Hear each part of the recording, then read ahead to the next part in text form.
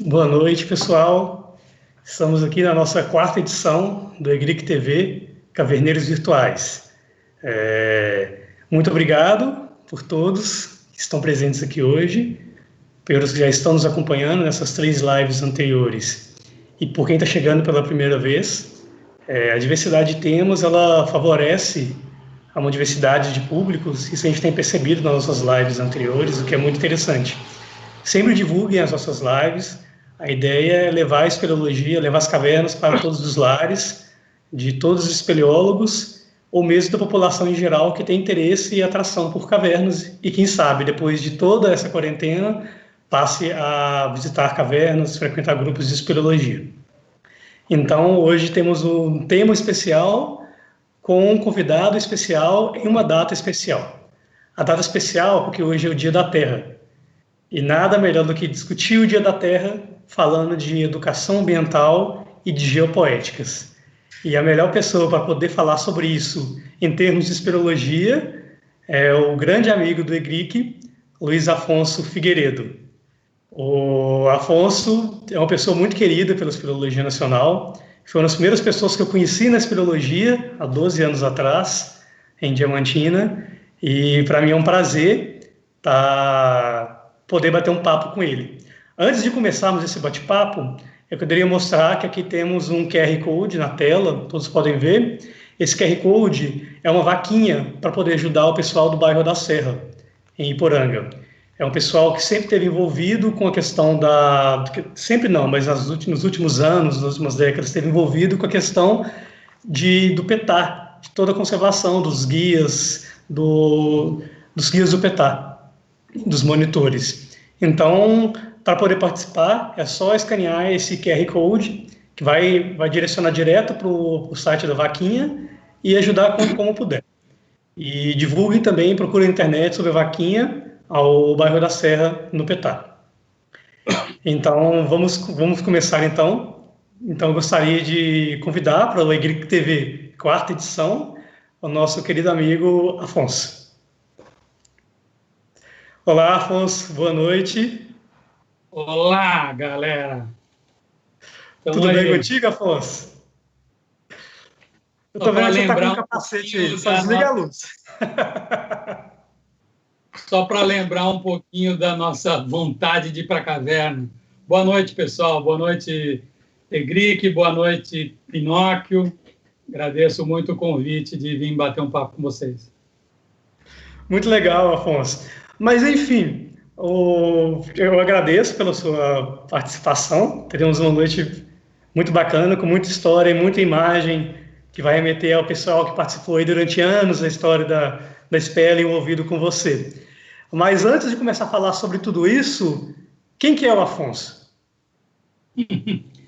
Bom, o Afonso é um mineiro perdido em São Paulo, desde pequeno,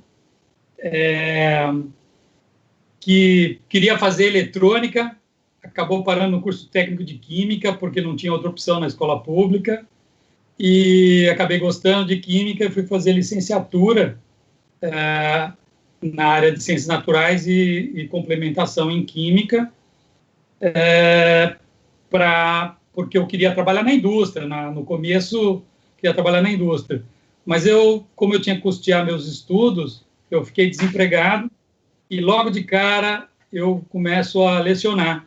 Essas fotos aí são da minha primeira escola, em 79, eu fazendo uns eventos lá, organizando evento na escola, e aqui em Santo André, Fiorava de São Paulo, e depois eu continuei dando aula e gostei muito, tanto é que nunca mais quis saber da indústria, e a química ela acabou ficando na minha trajetória, mas sem dúvida a educação é que me cooptou.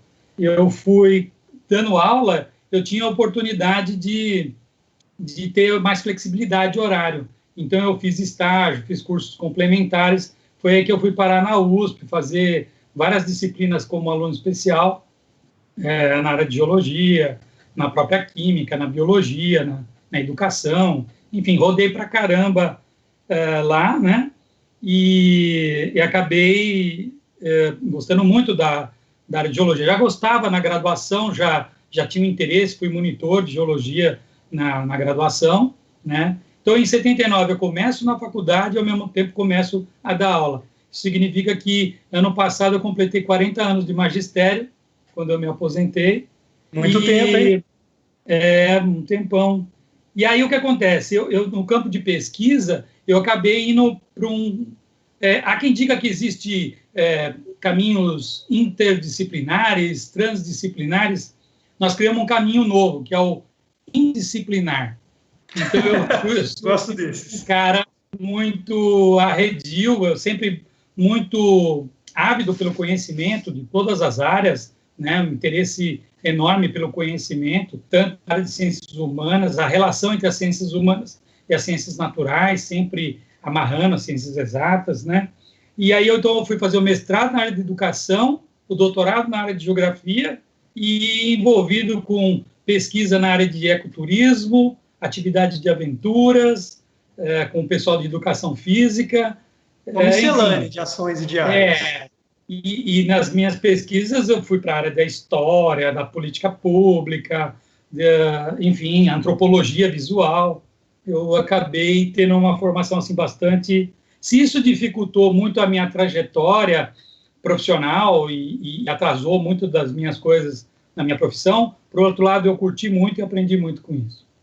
É como se tivesse juntado tudo, jogado no liquidificador, aí saiu o Afonso, de hoje. E aí, talvez a explicação até para a educação ambiental, né? Sim, mas e aí, você ficou sempre envolvido por muito tempo, está ainda com militância ambiental, educação popular. E como que essas experiências elas influenciaram na sua formação?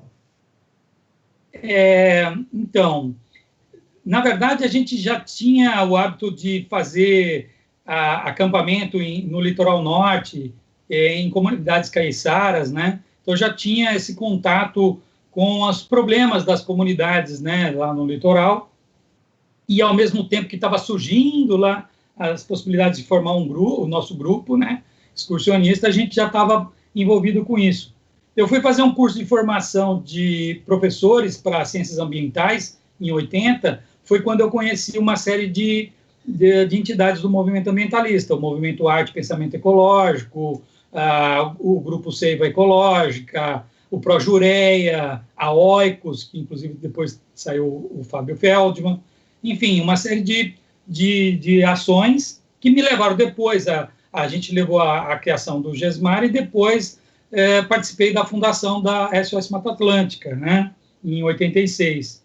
E na mesma paralela está vindo aí a relação depois com o Alto Ribeira, com as comunidades lá, consequentemente com a espeleologia e com a SBE. Eu começo a ter uma participação intensa na SBE, já fico sócio em 86 da SBE, sócio 0161, né? E começamos a participar, assim, intensamente com a espeleologia.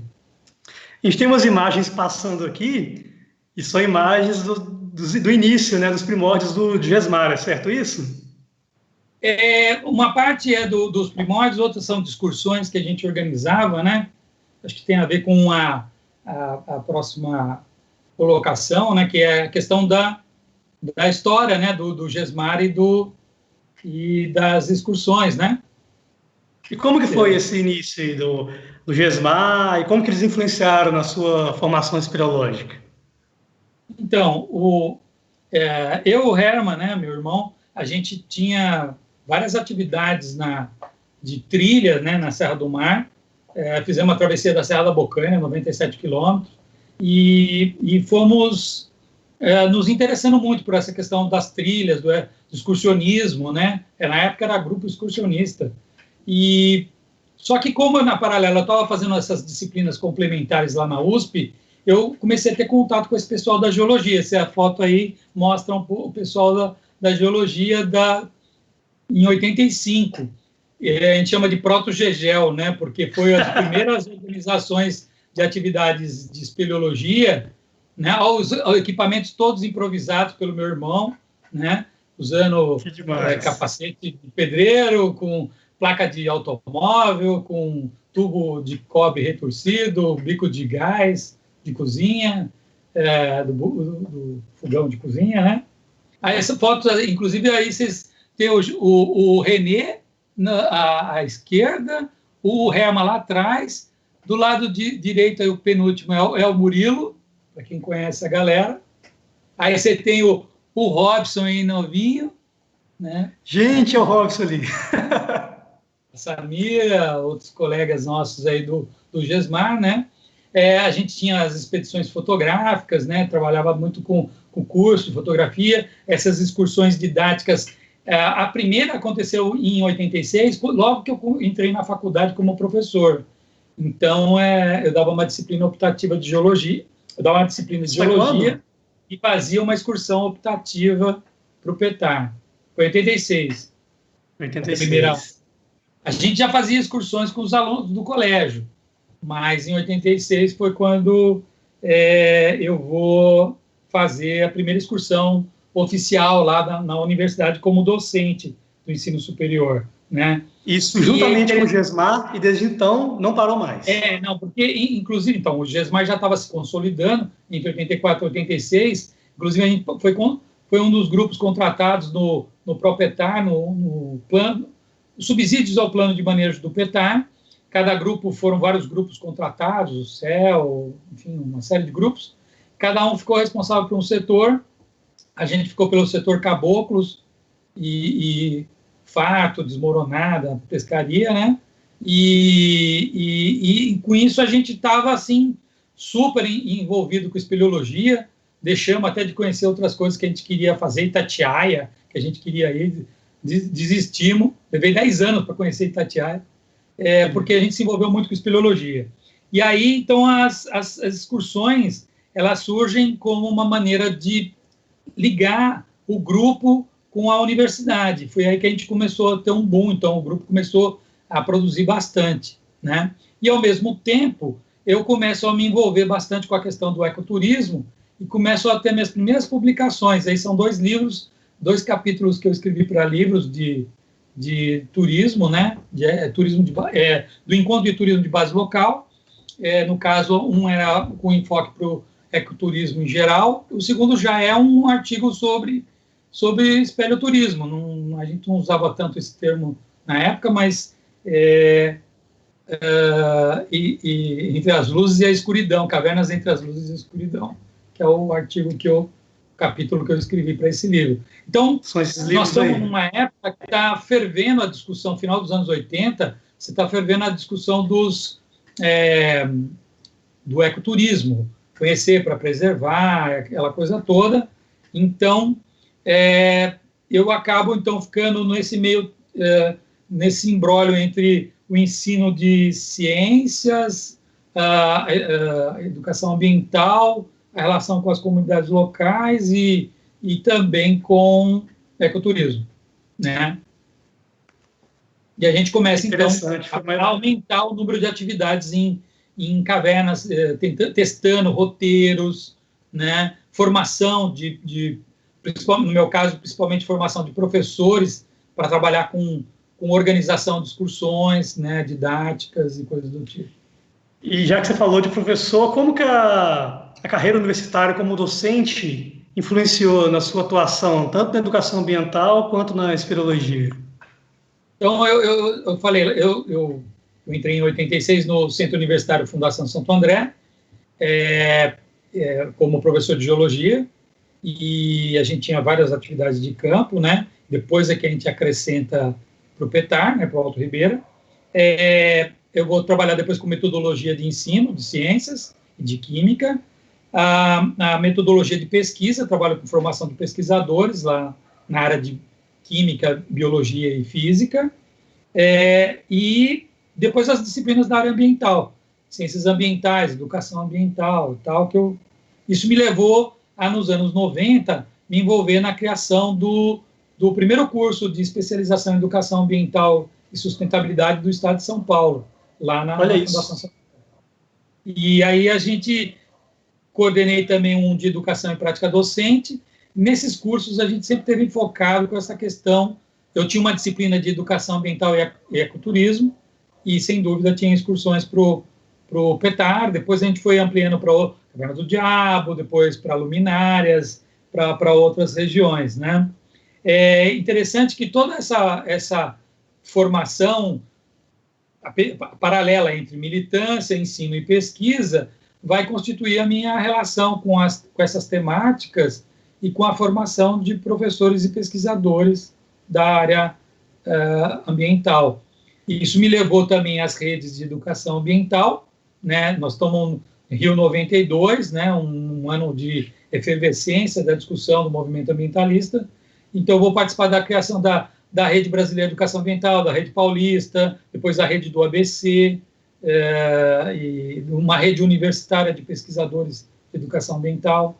Então, sempre está envolvido com essa questão da organização das pessoas num formato horizontal, né, de interação entre as pessoas para difundir a educação ambiental nos vários campos do saber.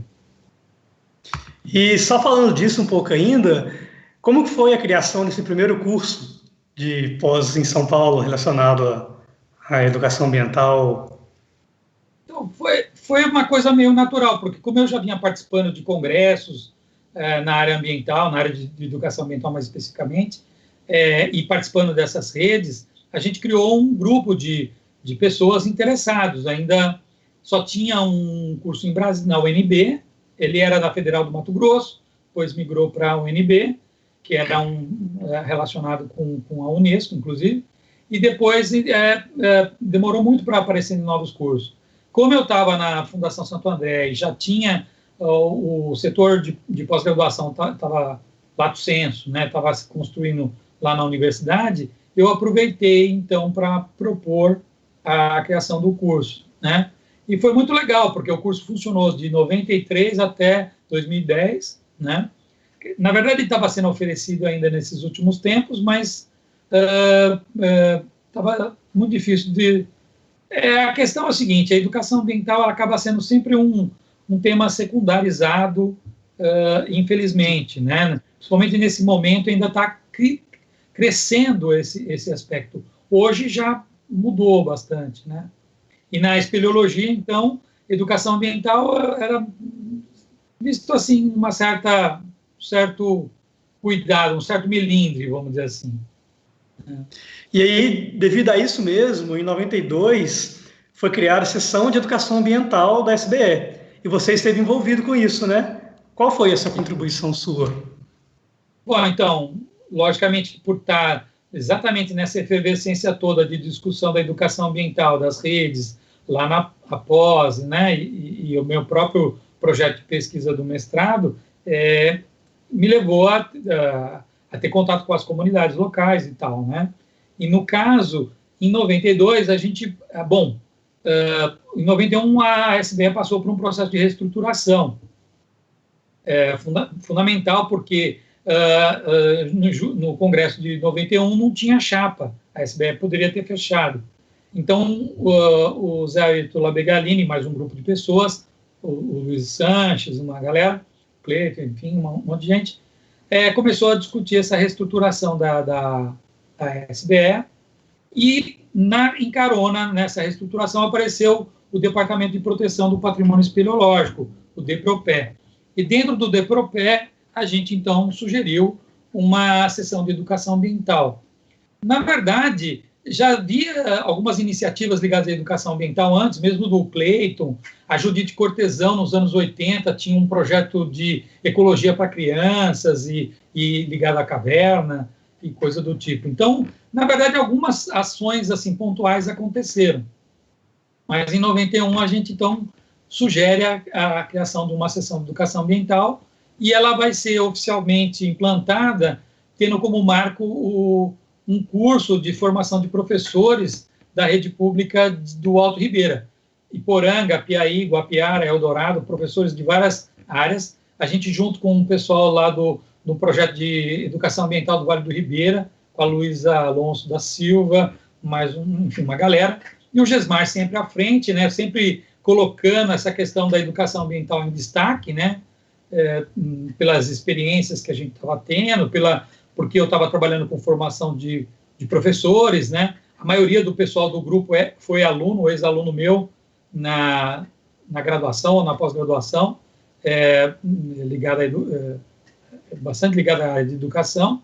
Então, acabou a gente dando esse curso lá para professores, que foi muito legal, porque a gente, parte do meu mestrado, contava a história da cidade, relatava toda a trajetória da cidade, do tombamento da cidade, da implantação do PETAR.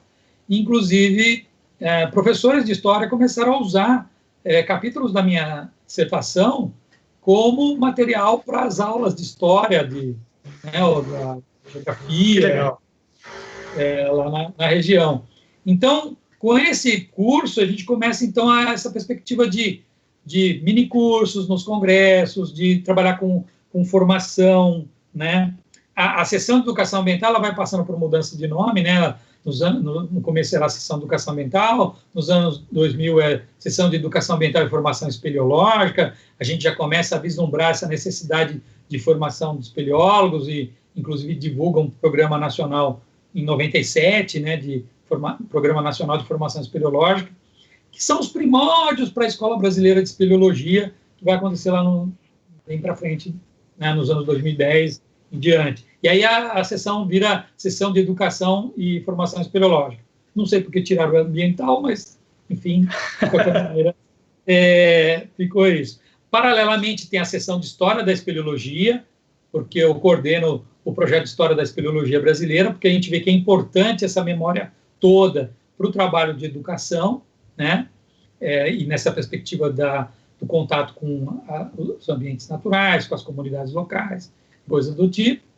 Logicamente que associado a isso, mais para frente tem a seção de espeleoturismo, coordenada por um tempo pelo Eros Lobo, né? E finalmente vai ser criada a comissão de espeleo-inclusão, que é uma coisa inédita, porque uma pessoa que era cadeirante resolveu fazer uma excursão com a gente lá no GESMAR. O Robson, na época, era presidente, mais uma galera organizou uma excursão para ela. Ela se envolveu tanto com a espeleologia que acabou, e até hoje é coordenadora da comissão de espeleo-inclusão. E aí a gente coloca mais uma questão nessa onda toda, da história, da educação ambiental, do espeleoturismo, a questão da inclusão social, né?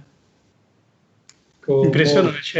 Essa questão da inclusão. Isso tudo vai ser usado para a construção da proposta da Escola Brasileira de Espeleologia, da EBRE. A gente organizou alguns workshops, foram 3 workshops nacionais, aproveitando os congressos para discutir como seria esse processo de formação. Eu fiz um levantamento geral dos programas que existiam no mundo todo, na França, na Espanha, Portugal, na Holanda, na Austrália, Nova Zelândia, na Itália, nos Estados Unidos. Então, eu fiz um grande levantamento das experiências formativas, né? Claro que a nossa base principal é a francesa, e a partir de um convênio que o Nivaldo Cosato fez com o pessoal lá da Federação Portuguesa de Espeleologia, aproximou-se para fazer uma proposta funcional. Levou um tempo, porque as características de Portugal são muito diferentes do nosso país, diversidade, tamanho e tal, né? Lá eles têm a carteirinha obrigatória, uma série de coisas que, né, uma espécie de brevet, né, tem que ter horas de caverna para poder fazer atividade, coisa do tipo. Mas a gente foi, né, atualmente o grupo aí, depois foi coordenado pela TT, Agrão, depois agora a Mariana, Timo, e uma grande galera aí que está participando da organização aí das primeiras ações concretas aí da Escola Brasileira de Espeleologia. A gente faz em 2019 a gente fez um banco de dados de tudo que foi feito de educação ambiental, está publicado nos anais do Congresso de Bonito, o 35º Congresso Brasileiro de Espeleologia. E para você, qual que é a importância das comunidades locais para a conservação das cavernas e para a educação ambiental em si? Então, a gente percebia que o pessoal ia para a caverna passava às vezes no quintal da casa das pessoas para ir acessar a caverna, às vezes nem cumprimentava as pessoas. Muitos grupos de espeleologia, no começo, né, e talvez até meia culpa, a gente talvez não levasse tanto em consideração essas questões, levam a gente a perceber, talvez aí no meu estudo do mestrado, que vai ser importante eu levantar essas questões, porque a gente percebia um certo descontentamento das comunidades, pelo menos lá no Alto Ribeira, com relação aos processos de implantação do parque, do PETAR, a questão da relação, uma relação de conflitos, às vezes, dos moradores com os agentes de educação ambiental, os espeleólogos lá na região. Isso gerou uma série de conflitos que eu vou estudar no meu mestrado, e nessas excursões que eu fazia com os alunos, a gente fazia entrevistas com os moradores. E aí surgiu o título-tema da minha pesquisa, que inusitadamente o meio ambiente prejudicou a gente. Logicamente que é um título provocativo, né? Porque era exatamente a fala deles naquela época, entre os anos 80 e os anos 90, tendo em vista que o processo de implantação teve muita dificuldade de se aproximar, que a relação entre políticas públicas, as comunidades locais, os agentes externos, é uma situação assim complicada de botar todo mundo para dialogar. E nós estamos falando de uma época que não tinha live, internet, não tinha nada disso, era tudo tete a tete, hora e meio no máximo, né? Então, o telefone, né? Então, você não tinha essas facilidades que a gente tem hoje de comunicação. Então, tinha muitos conflitos colocados. E daí o surgimento desse discurso, não que, por exemplo, o Clayton Lino, que teve à frente tanto do tombamento da cidade quanto da implantação do PETAR, sempre teve uma relação forte com a comunidade local, sempre preocupado com essas questões. No entanto, as políticas públicas extrapolam as ações dos técnicos, dos agentes diretos da implantação. Então, isso gerou o conflito, e aí eu vou estudar a gênese desse discurso, que vai ver o discurso, vai ver a política pública, o discurso da comunidade e o discurso da imprensa, vai fazer uma inter-relação entre eles para ver de que forma que esses discursos levaram essa frase, né, esse conceito, né, provocativo, e como minha pesquisa na área de educação, a proposta era ver mecanismos de aproximação e trabalhar essa pedagogia do conflito, né? E com que você chegou com essas pesquisas, pesquisando políticas públicas, a mídia, e qual foi o resultado?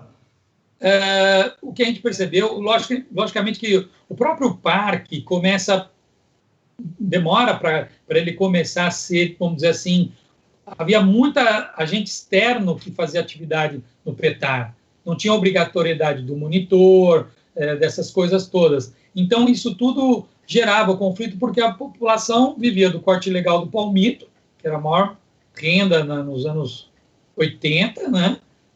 E da agricultura de subsistência, não tinha outra atividade. E a implantação definitiva do parque começa a impedir as pessoas de fazerem sua lavoura, suas coisas desse tipo.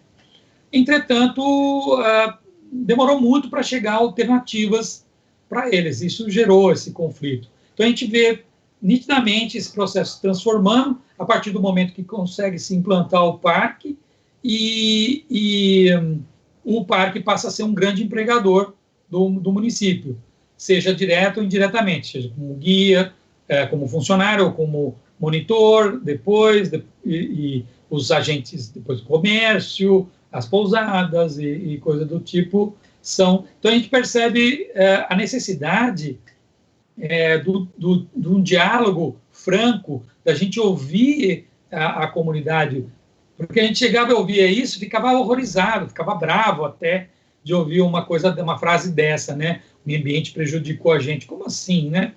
E a gente percebe que não, tinha uma raiz desse diálogo, então você tinha que entender como que era. Então, eu aprendi muito aí, né, trabalhando com história oral, e diretamente com as comunidades, né, da importância da gente criar esse diálogo. Não tem como a gente estudar as cavernas, proteger as cavernas, se a gente não tiver uma relação salutar com as comunidades locais. Eles que guardam, né, as cavernas, eles que encontram as cavernas, eles que mantêm, né. Hoje está muito relacionado com o turismo, né, mas no passado, antes desse turismo ganhar um status maior,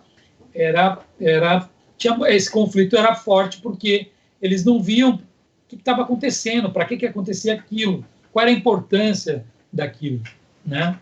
Então, o trabalho educativo feito é exatamente esse de aproximações, né? Entender os distanciamentos e criar aproximações. E que conselho você dá para os espeleólogos que estão chegando agora, para os grupos de espeleologia em relação às comunidades locais? Não existe só a caverna. A caverna, ela está dentro de um contexto maior, ambiental, e um contexto maior, social. Então, a gente não pode ver a caverna de uma visão muito simplista. Mesmo, lembra que eu sou da química, né? Sou das ciências duras, da geologia, fui para a geoquímica, né? E tal, no começo.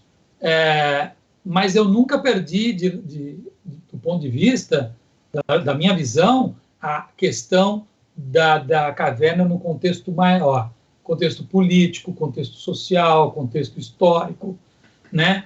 Inclusive, você estudando a geologia da caverna, a biologia da caverna, você consegue muito mais coisas se você entender como é que é a relação das comunidades locais com essas cavernas, né? Hoje, eu acho que isso já não é tão forte, já existe bastante essa relação, os grupos de pesquisa levam bastante em consideração essa relação com as comunidades locais, né? Essa coisa da etnociência, né? De entender a ciência no senso comum, né? Dessas comunidades, da relação deles com os animais, com a caverna, no caso da mineração, né? E tal. Porque a gente sempre tinha esse conflito, né? A mineração era a única coisa vista como o que poderia salvar, né, aquela região lá no Alto Ribeira. E a gente viu em outras regiões também. Mas depois é que vem surgindo outras alternativas, logicamente que o ecoturismo não é o salvador da pátria, mas sem dúvida, uma atividade fundamental que até hoje, né? Tanto é que quando teve o embargo das cavernas, no final dos anos 2000, gerou um problema, alguns meses que ficaram fechadas, gerou um problema gigantesco por anos, né?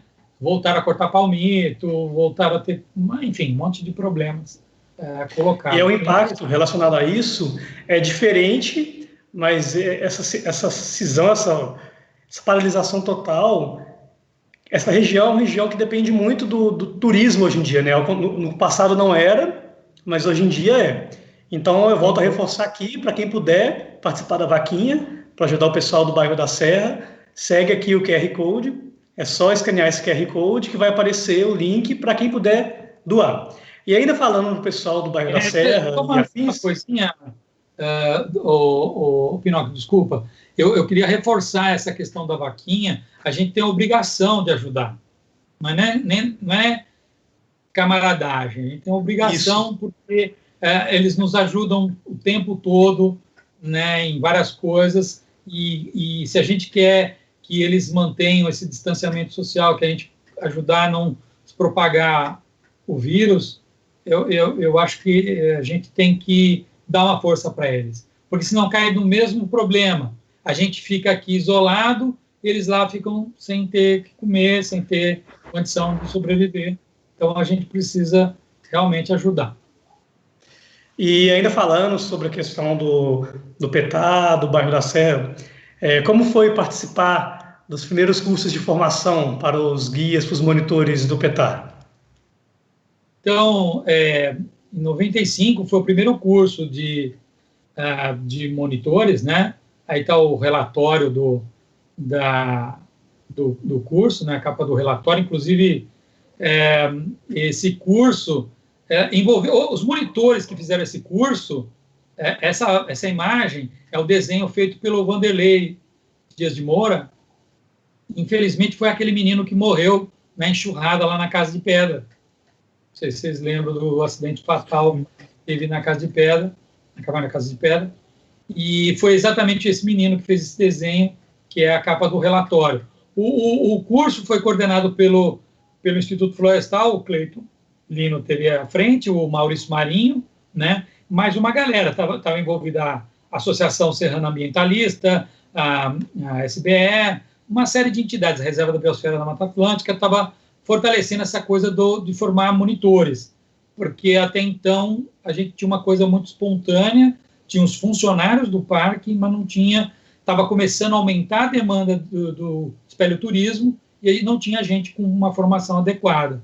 Então, esse curso, em 95, foi o primeiro, depois o segundo acho que foi em 98, e depois teve uma sequência para frente dos cursos de formação. Tem coisa publicada, né? O Maurício publicou nos Anais do Congresso Brasileiro de Unidade de Conservação, e foi uma experiência muito legal, porque a gente está, tipo, num balão de ensaio, né? Eu estou lá criando o curso de pós-graduação, com disciplina de Educação Ambiental e Ecoturismo, estou participando das redes de Educação Ambiental, depois de redes de Ecoturismo, e isso tudo está rolando no mesmo caldeirão, né? Então, a gente teve a oportunidade de colocar em prática, né, essas coisas. Uma das questões interessantes, depois a gente fez o curso para os funcionários do Caverna do Diabo, foi na mesma época, ampliando. Uma das questões que a gente colocou muito forte, e talvez aí, inclusive, surja uma das bases para a minha pesquisa para o doutorado, é a ideia de que tem que trabalhar os aspectos, não só os aspectos físicos, os aspectos científicos, mas os aspectos simbólicos também da caverna. Então, a ideia era buscar alternativas de roteiros. Então, por exemplo, os funcionários eram vigias, né? Eles ficavam estáticos, parados em alguns pontos estratégicos da caverna. E então, e eles só falavam se alguém perguntasse alguma coisa. Na verdade, isso era muito ruim. Então, no curso, a gente formou eles como monitores. A ideia era eles guiarem as pessoas, estimularem. Só que é muito comum o pessoal ficar dando nome, falando coisa. Aqui é a asa do anjo, aqui é o rinoceronte, aqui é a torre de Pisa, aqui é a pia batismal, enfim. E a gente, então, trabalhou numa perspectiva de educativa diferenciada, em que ele interagia com os visitantes, né? Logicamente que a gente bolou isso mais para grupos organizados, de escolas e coisas do tipo, mas que dava certo também para grupos abertos, que era a ideia de trabalhar a perspectiva da percepção das pessoas. Parar num ponto estratégico e dizer, o que você está vendo aqui? O que você imagina que seja? Como é que você chamaria esse objeto? E aí as pessoas falam, discutem, interagem e tal, e só depois você diz, bom, aqui nós da Caverna do Diabo chamamos de a asa do anjo e tal. Com isso, o que acontece? Você estimula mais a interação do monitor com o visitante e você, inclusive, agrega valor ao roteiro, né? Que o roteiro era muito... As pessoas passavam assim com um trator rapidão, não viam nada direito. Depois começaram a ter o guia já acompanhando, o monitor acompanhando. Depois, esses grupos vão dar origem à AMAMEL, né, a Associação dos Monitores de Eldorado, lá do Petar, depois da AMAIR, que é a Associação dos Monitores Ambientais de Poranga e Região, que ou seja, esses cursos de formação são o estopim inicial para processos de organização profissional desses moradores locais como monitores ambientais e trabalhando com a questão da conservação das cavernas, né? Afonso, o Rafael Parra, ele está perguntando aqui como conciliar turismo com conservação. Claro. Valeu, Parra, pergunta muito legal, né? há quem ache incompatível, né? Porque todo tipo de atividade ecoturística, turística, ela tem impacto, né? Qualquer atividade humana, na verdade, da gente ir para a caverna, explorar, né, fazer expedição, a gente está causando impacto, né, na caverna. Então, logicamente que a gente não é preservacionista. O preservacionista seria excluir o homem lá, sei lá, fecha as bocas das cavernas, não deixa mais ninguém entrar. Não é a nossa perspectiva. A nossa perspectiva é conservacionista, é dessa interação adequada entre as atividades humanas e o ambiente, no nosso caso, a caverna. Daí, a ideia é sempre pensar no mínimo impacto, nas estratégias de mínimo impacto. Então, os roteiros que passem por setores mais definidos, trabalhar essa perspectiva do grupo mais organizado, conjunto, que evita das pessoas se dispersarem, pisotear espelhotemas e coisas do tipo, ou quebrar material, né, como já aconteceu bastante. Então, as nossas bases não é o turismo de massa, as nossas bases são o ecoturismo, que já tem como princípio o trabalho com as comunidades locais e a proteção ambiental, né? A educação ambiental, a proteção do ambiente e a relação com as comunidades locais, está nos princípios do ecoturismo, e o turismo de base local, né? O turismo de base local, que é esse que leva em consideração exatamente a relação com as comunidades locais. Lógico que demorou muito para acontecer isso, mas caminhou, né? Depois, com a obrigatoriedade dos monitores ambientais, né, para as atividades, se por um lado a gente reclamou porque dificultou para a gente, que já ia com excursão para a caverna, não precisava de guia, a gente, eu mesmo que participei desses cursos, os primeiros cursos de formação deles lá, fiz questão de contratar os monitores. Claro que foi aumentando muito o preço, isso, sei lá, precisaria ser discutido, mas, de qualquer maneira, essa relação com a comunidade local é fundamental e eu acho que isso é o que mantém a atividade. E eles estando bem informados, né, para trabalhar com esses princípios do ecoturismo, você tem um impacto menor. Lógico que turismo de massa sempre vai ser um turismo muito impactante. Há quem diga que nossas cavernas, o nosso turismo é muito rústico. Poucas cavernas nossas têm estrutura física implantada. Mas, ao invés disso ser considerado, pelo menos no meu ver, ser considerado uma coisa ruim, eu acho que esse tipo de estilo de ecoturismo, para mim, ele é até muito mais ligado a esses princípios do ecoturismo e, por isso, mais adequado. Como disse a TT aqui, todo monitor, no fundo, também é um educador ambiental, né? Com certeza. Valeu, TT, de lembrar isso. É fundamental mesmo esse aspecto, né? Esse processo de formação, ele trabalha exatamente isso. Não vai trabalhar só a questão da geologia, da biologia, da primeiros socorros, vai trabalhar também com a gestão, vai trabalhar com a questão da educação ambiental, vai trabalhar com a questão do diálogo com as comunidades locais, enfim, sempre é um processo formativo amplo, né? E agradecer aí o Cleiton, como me chamou para o primeiro curso, né? Em 95, o Maurício Marinho, né? Camaradas, até hoje a gente está bastante envolvido nisso, e é muito, muito legal o resultado dessas experiências, né? A gente vê anos depois os resultados dessas experiências. Agora, mudando um pouquinho de área aqui, a história da SBE ela sempre foi muito marcada pelas expedições intergrupos, e não só da SBE, como da espeleologia em si, né? A gente teve aí as operações Tatus. Saúde para vocês aí. A gente teve, olha aí sim.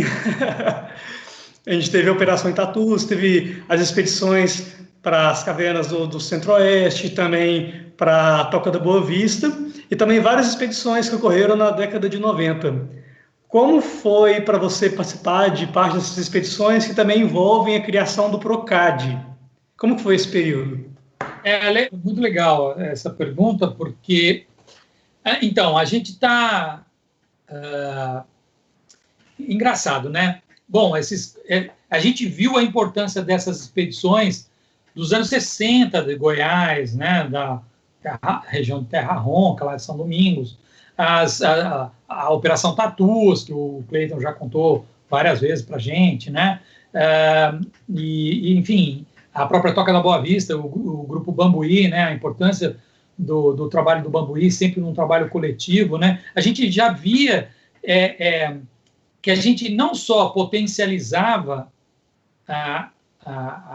as expedições, as descobertas de novas cavernas ou de dados das cavernas que a gente estava estudando, quanto a gente se aproximava mais num coletivo, né? E você pensa que o Procad ele vai surgir exatamente no período em que a SBE quase fechou, né? E passa por um processo de reestruturação. Então, a gente vê a importância do Procad nessa articulação, porque a gente chegou a ter mais de 100 espeleólogos, expedições com mais de 60 espeleólogos, 5 estados, mais de 20 grupos de espeleologia, né? E aí essa foto é da segunda expedição, o Gesmar foi encontrar a base para o acampamento da terceira expedição, e a foto anterior, inclusive, é da primeira expedição do Procad, de 90, não sei se o Piá pode trocar, essa já é da organização da terceira expedição do Procad, tá eu, o Cleiton, o Zé Ayrton, o Carlito ali atrás, não estou identificando mais todos ali, e o pessoal do GESCamp, tem gente do GESMAR, então, o que aconteceu em 90? A gente tinha uma visão assim meio, essa já é mais recente, de outra fase do Procad. A gente vê, em 90, Caverna do Diabo, para nós, ela estava estigmatizada, né? A gente falava de Caverna do Diabo, a gente falava, né, Caverna do Diabo é turística, por que a gente vai lá, né? E o Cleiton convenceu a gente de, não, vocês estão equivocados, a cavernaça, ela é... E aí a gente foi nessa primeira expedição aí, acho que a foto vai ser colocada, tinha o Gesmar, o Gescamp, um pessoal de Jundiaí, o Cleiton, enfim, tinha uma turminha, e aí a gente montou uma comissão de organizadora, o Cleiton é o coordenador geral, eu vou coordenar a área de documentação e informação, o Scala uma outra parte de organização das expedições e assim por diante. A Kalina tá, não sei se tesoureira, alguma coisa assim. E a gente monta uma comissão das expedições. Por quê? Nessa viagem que a gente fez da travessia, foram, sei lá, umas 12 horas de travessia, a gente amou aquele negócio. A caverna é, sem dúvida, super esportiva, se não didática, se não interessante do ponto de vista geológico, se não, enfim, biológico. Ela é realmente divertida e esportiva. Tem o eixo do rio é mais ou menos 3,5 km,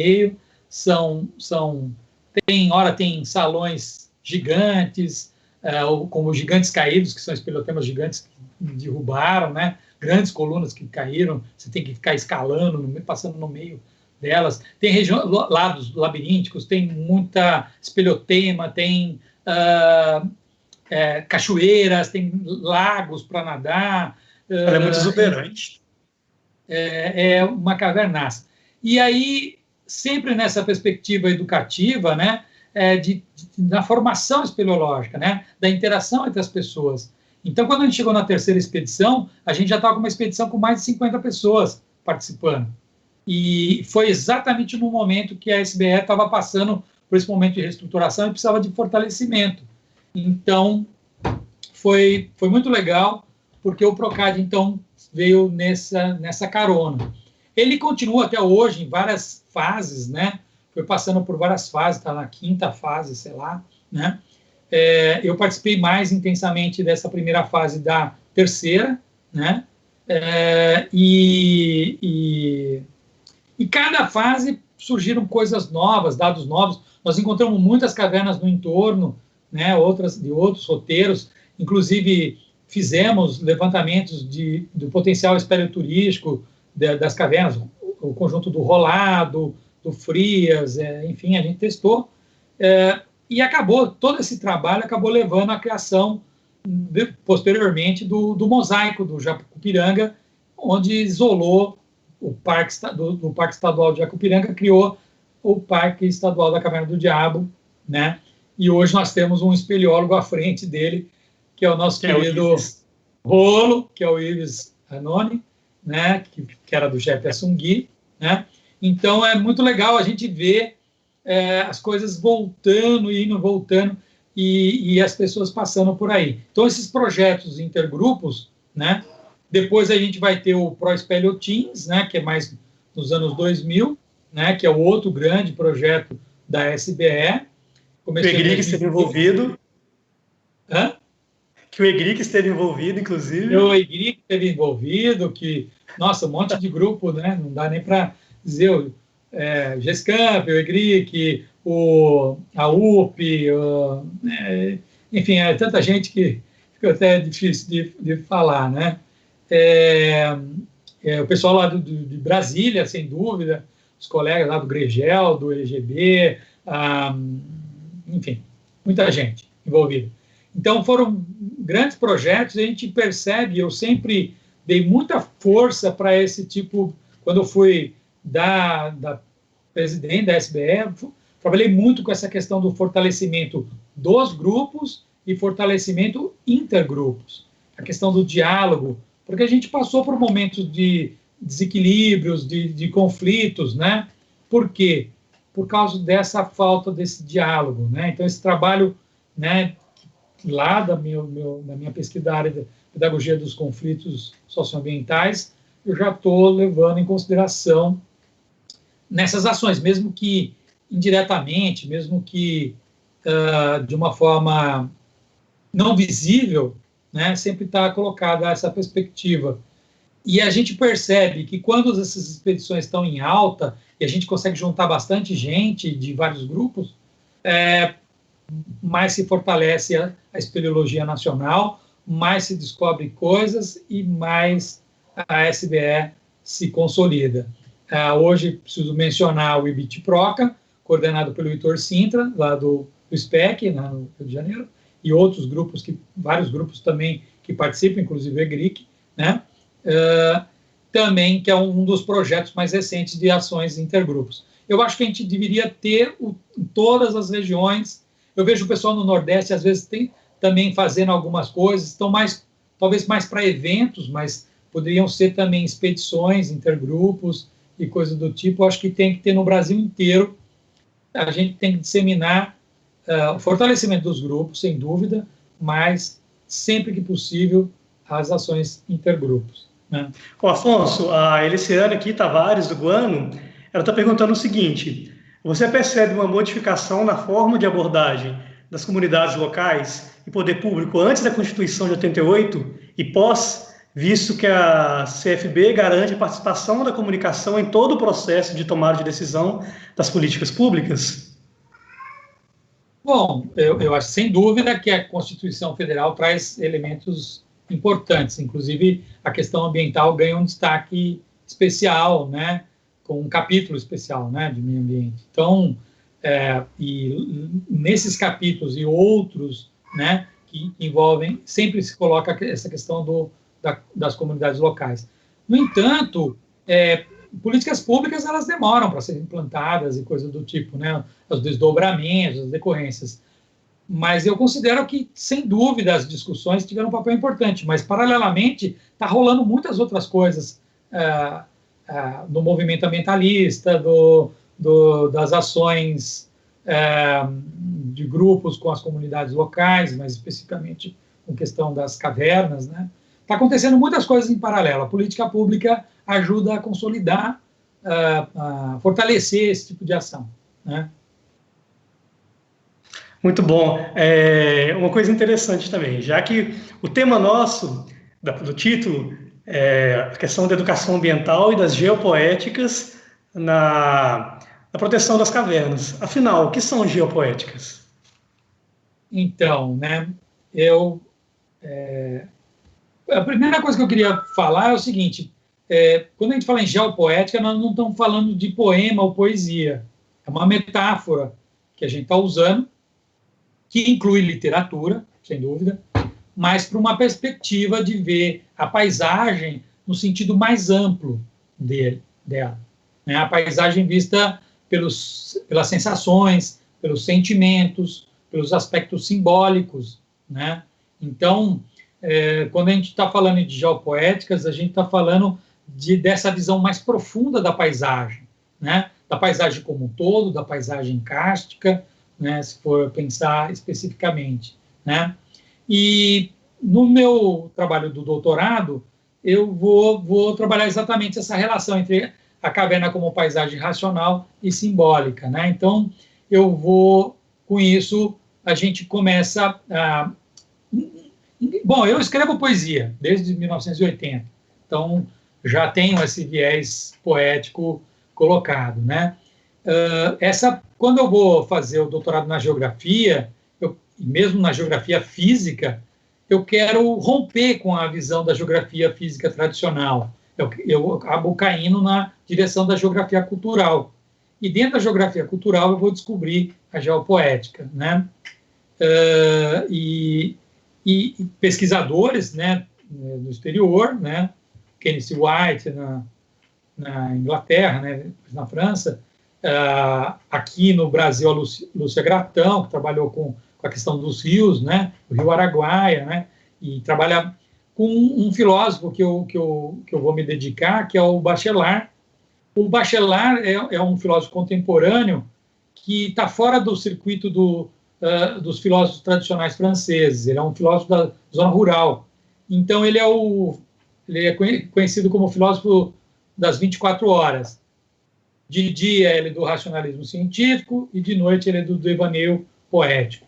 Com isso, ele construiu conceitos de filosofia fundamentais que a geografia cultural vai usar bastante, e que eu descobri nele bastante para falar disso, né? Do racionalismo científico. A caverna tem o racionalismo científico e a caverna tem esse lado simbólico.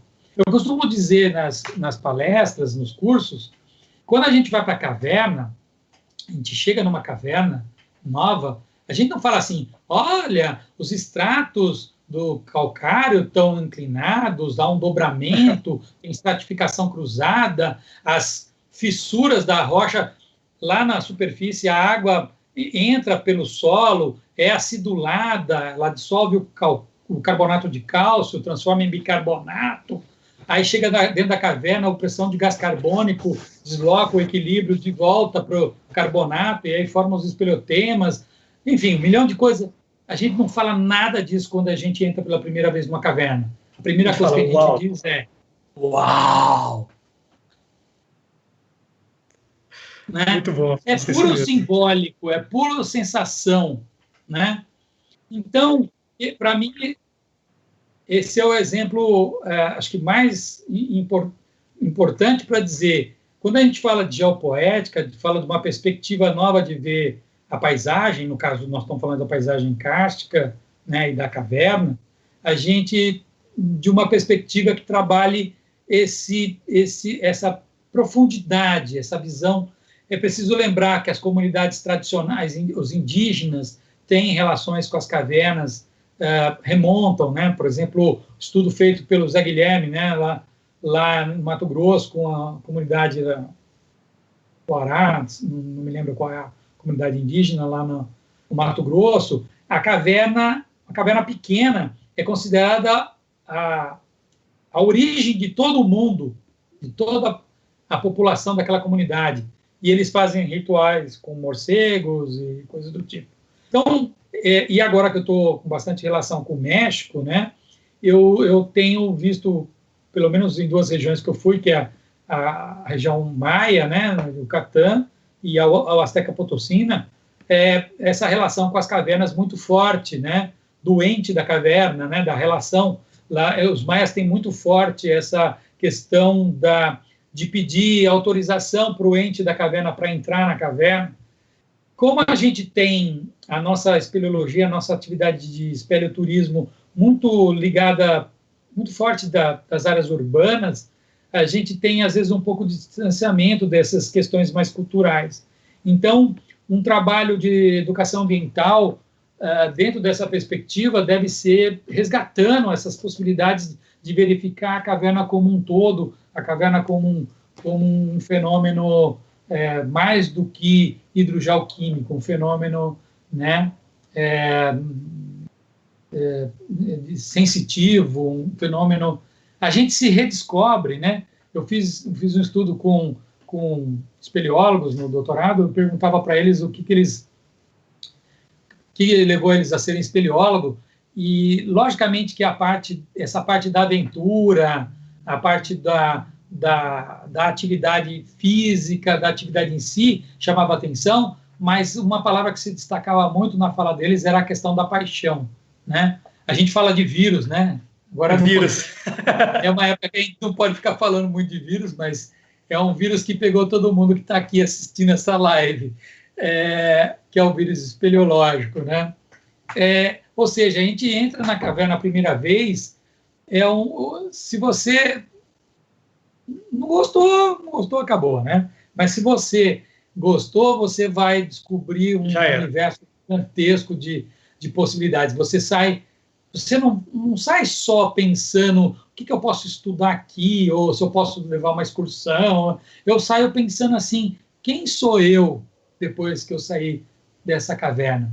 Que a gente diz assim, tão bom quanto entrar na caverna é poder sair dela, né? E ir para a próxima. Fundamentais, né? Quando a gente entra e sai.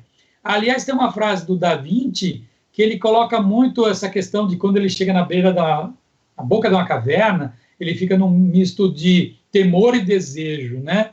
Temor pelo mistério, da obscuridade, né? E desejo de descobrir algo de maravilhoso, né? Então, eu acho que o Da Vinci, lá no século, sei lá, XVI, já levantava questões que eu acho que fortalecem essa perspectiva geopoética, né? Ao mesmo tempo de descobertas da caverna, das possibilidades dela, dos potenciais, a descoberta de nós mesmos, né?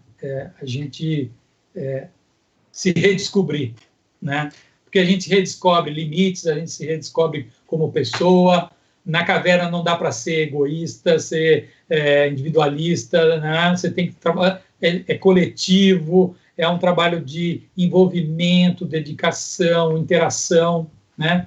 Fundamental. Então, a perspectiva geopoética vai ser colocada dentro desse rumo, né? E isso me levou aos cursos, né? Então, lá no Congresso em Bonito, né, o ano passado, eu dei um curso de Educação Ambiental Geopoéticas, eu reproduzi ele lá a convite da SEE, a Claudinha, a pessoa convidou, mas o pessoal lá, o Mota, enfim, uma galera lá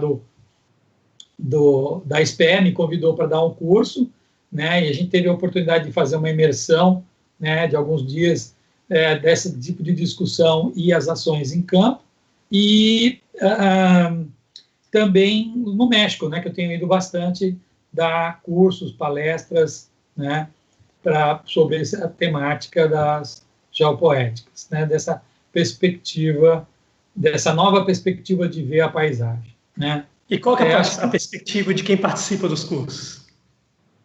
Acho que tem umas imagens, né, e aí do curso, sei, foi lá a gente ia para a caverna lá em Tocantins, chegava da caverna e ia correndo dar palestra para a comunidade local, ou seja, sempre devolver para a comunidade o que a gente está fazendo lá. Senão eles vão achar que a gente está querendo descobrir ouro, né? Da preciosa, coisa do tipo, aquele imaginário, né, capitalista, né? E a gente, nosso tesouro é outro, né? A gente fala, né? Aí foi um curso lá em Tocantins também, com moradores de Aurora e de Arraias, né? Inclusive é o André aqui do EGRIC que está falando. Então, uma parte do pessoal do EGRIC estava lá ajudando a dar esse curso, né? Esse é lá da SPE, lá em Ouro Preto também o ano passado, né? Que a gente tá, o Parra e o Herman foram colaboradores do curso, né? Que a gente pôde... Está para ir passando ou não? Lá a gente vai adaptando as dinâmicas conforme tinha essa corda lá no meio, foi muito legal, deu para fazer umas dinâmicas bem bacanas de interação entre as pessoas. A gente trabalha muito essa ruptura, né? Dessa relação com o outro, né? De ver o outro, né? A gente sair dessa postura individualista e ver o outro. Então, todas as dinâmicas estão muito envolvidas com isso, né? De descobrir a paisagem, descobrir a caverna e se redescobrir. Então, dinâmicas com a vegetação do lado externo, e aí tem, essa eu aprendi lá no México, né? Lá em Yucatán, você abraça a árvore, geralmente é uma árvore grande, lá a gente não tinha, então foram nas árvores pequenas, aí está o par, tem uma galera, né? A gente abraçar a árvore de frente para pedir autorização do ente da caverna para poder entrar e tentar entrar nos fluxos, né? De matéria e energia, né? na floresta, né? E depois de costas você faz como colocar para fora tudo aquilo que é ruim, que você não quer que entre junto, né? E dinâmicas de interação, várias dinâmicas de interação que a gente vai fazendo, mostrando. Isso serve para cursos, mas serve também para a formação dos novatos num grupo de espeleologia, né? A dinâmica do nó humano, né? Que é uma dinâmica muito legal de interação, né? Acho que acabei não colocando, mas a gente vai tentando, nessas atividades, trabalhar essa perspectiva, principalmente a perspectiva de ruptura com o tradicional, com o regular, com o normal. O Mansur Lutfi, um pesquisador da área de ensino de química, ele dizia que era fazer emergir o extraordinário daquilo que é ordinário. Ou seja, aquilo que está na ordem do dia, aquilo que é comum. A gente tem que descobrir o extraordinário. Às vezes a gente passa pela caverna, pela paisagem, pela trilha, e não percebe coisas incríveis que estão no trajeto, porque a gente tem uma visão muito fechada, muito direcionada, e a gente não se dá a possibilidade de ampliar horizontes, né? Então, essa perspectiva de geopoéticas, essa perspectiva de ampliar horizontes, né? De visão da paisagem, no caso da caverna, e sempre de você mesmo e da sua relação com os demais. Os demais podem ser seus colegas espeleólogos, do seu grupo, de outro grupo que você está fazendo uma atividade em conjunto, das comunidades locais, dos órgãos governamentais e coisas do tipo. A gente tem que aprender a ouvir e aprender a dialogar o tempo todo, né? Esse talvez é a grande perspectiva colocada. Não sei se respondeu. E o Afonso, é interessante, né, que as cavernas elas sempre estiveram presentes no imaginário popular desde os primórdios da humanidade, né, em cultos de fertilidade, relacionado à presença de seres míticos dentro da caverna, sacrifícios, e desde então ela foi usada por artistas, por escritores, por cineastas, pelas comunidades, foram criados mitos. Por que tudo isso em volta da caverna? Bom, então, é exatamente isso que eu vou estudar no meu doutorado, né? A caverna com paisagem racional e simbólica, né? Eu vou trabalhar, de um lado, a caverna do ponto de vista do meio físico, né? Vários aspectos relacionados à geologia, à biologia, à paleontologia, à arqueologia, enfim, né? Na verdade, o que eu vou fazer é uma visão didática, usando um método chamado narrativas visuais, né? Então, eu vou trabalhar com imagens para contar o que é a caverna. Então, como é que eu contaria para alguém o que é a caverna do ponto de vista racional, do racionalismo científico? Lembrando que eu estou usando como base filosófica, epistemológica, o Bachelard, a fenomenologia da imaginação poética do Bachelardiano. Então, com isso eu vou trabalhar esse lado. E o outro lado que é o simbólico. Então, eu fui, logicamente, na filosofia. O próprio Bachelard tem um capítulo chamado A Gruta, no livro chamado A Terra e os Devaneios do Repouso. Uma coleção belíssima que trabalha os 4 elementos, né? O ar e os sonhos, a água e os sonhos, a psicanálise do fogo, a Terra e os Devaneios do Repouso, enfim, uma coleção belíssima que ele vai fazer dessa relação entre a literatura, porque ele diz que o poeta, no sentido mais amplo da palavra, é a pessoa que consegue sentimentos dessa relação com a natureza, né? Sentimentos profundos, né? É só lembrar Manuel de Barros e, enfim, e tantos outros aí, né? Que nos coloca intimamente. Então eu vou estudar isso, né? Aí depois a caverna, o imaginário da caverna, então vou entrevistar pessoas da zona rural, da zona urbana, o que eles acham que é caverna. Depois eu vou estudar os próprios espeleólogos, eu vou entrevistar, eu vou perguntar para eles o que é caverna.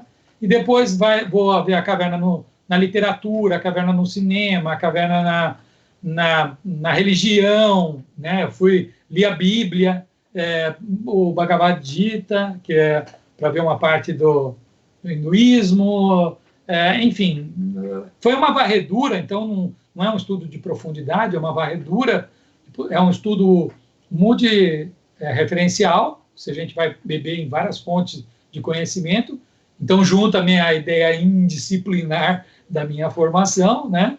E, ao mesmo tempo, de pluralidade metodológica. Eu uso várias técnicas diferentes. Hora tem entrevista, hora tem análise documental, hora tem, enfim. E aí eu vou levantar, né? E a gente vê, por exemplo, na literatura, e muito da literatura depois transforma em filme, né? Em cinema, apesar de eu analisar eles separados, né?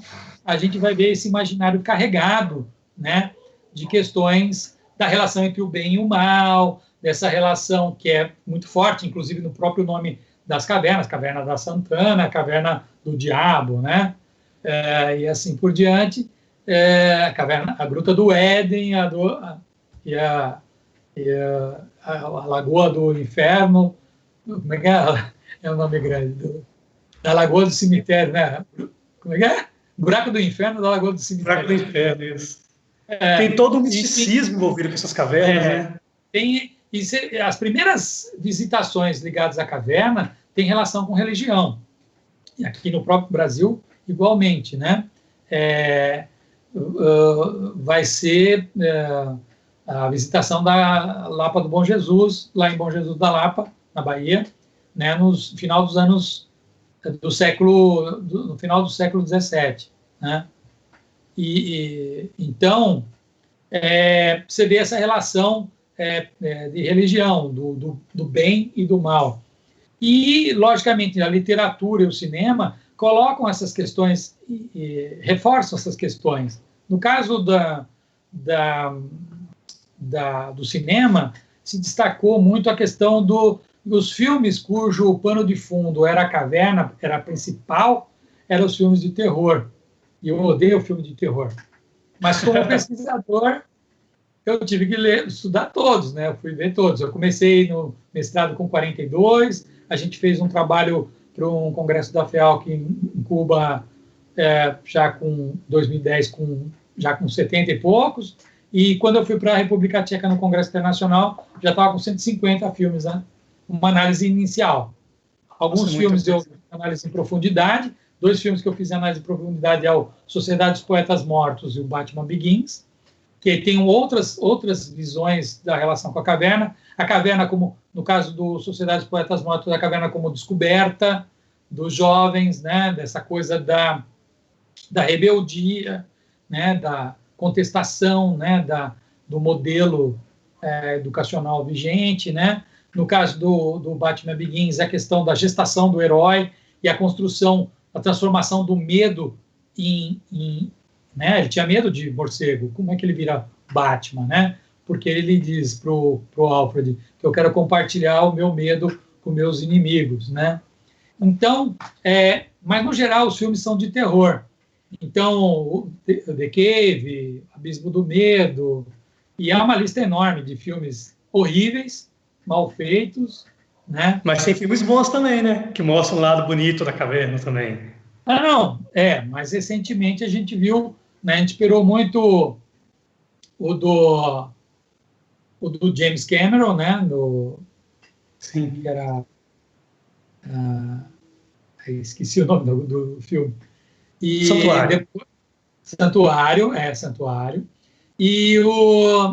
Mas eles colocam um monte de coisa que não era necessário, aquela coisa extrema que mata todo mundo, não sei o quê, e só sobra um. Desculpa o spoiler. Mas os filmes de caverna que tem monstro e que ataca, que não sei o quê, são esse imaginário negativo, né, os vampirismos, né, ligados à caverna, isso não é de hoje, né? Essa coisa é muito antiga, né? Então, logicamente que quando a gente fala de trabalhar uma perspectiva de uma nova perspectiva de ver a caverna como um todo, né? E quando a gente vai procurar essas informações para ver a caverna do ponto de vista da paisagem simbólica, né? Dessas questões de sentimentos e sensações, logicamente, eu não consigo dar conta no doutorado de colocar isso, né? Por conta do volume já do trabalho, mas sempre a perspectiva é como desembocar isso na questão da educação ambiental e do espeleoturismo, né? Como a gente pode trabalhar isso nos processos formativos, né? E da perspectiva da educação ambiental, né? Duas coisas que eu queria pontuar, uma em relação a essa questão dos mitos. Tem vários relatos, tem livros bem interessantes que tratam disso, que pode pegar casos no Japão, na Austrália, na Índia, nos Estados Unidos, na América Central, no Brasil. Sempre terão mitos diferentes que sejam ligados, como eu já falei, à fertilidade, à morte, cavernas como cemitérios. Você pode pegar como exemplo aí a Divina Comédia, que mostra a questão do purgatório, como cavernas fossem purgatórios. Você pode pegar até mesmo games que utilizam cavernas, Tomb Raider é um exemplo que usa caverna, Diablo, ou mesmo na música. Tem Pokémon, tem... o meu filho foi meu colaborador no doutorado, quando ele tinha apenas tinha uns 13 anos, né? E dos 10 aos 13 anos, então ele me ajudou muito nos filmes, ajudou. Só que não dei conta, né? Por exemplo, só de game, só de desenho animado e tal, tinha um monte de coisa. Isso não entrou na minha pesquisa. Não para tinha Pokémon muita coisa. Tem o Aerodactyl, tem o Zubat, Golbat, tem vários. No doutorado, e musicalmente também, na música, um exemplo clássico é As Grutas de Fingal, que é uma suíte de Mendelssohn. Ela foi baseada nas Grutas de Fingal. Tinha um capítulo sobre música, mas eu tive que tirar. Também tem a tetralogia, Os Anéis de Nibelunco também, que são 4 óperas de Wagner também, que tratam sobre isso. Tem uma ópera recente, que eu não lembro quem que é o compositor, que chama The Cave também. Então são várias áreas da cultura que aderem e que se baseiam em óperas, em cavernas. Como é que chama aquele